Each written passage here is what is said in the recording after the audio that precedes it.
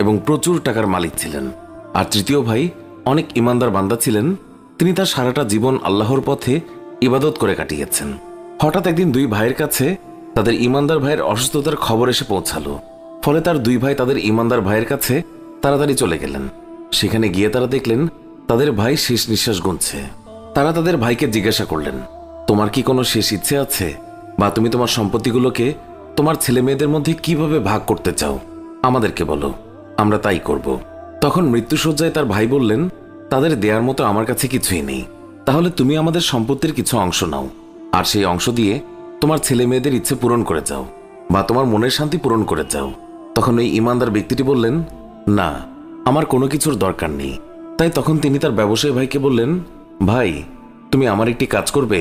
আমি যখন মৃত্যুবরণ করব আর আমাকে গোসল করানোর পর যখন কবর দেয়া হবে, তখন আমার কবরের উপর লিখে দেবে যে পার্থিব বা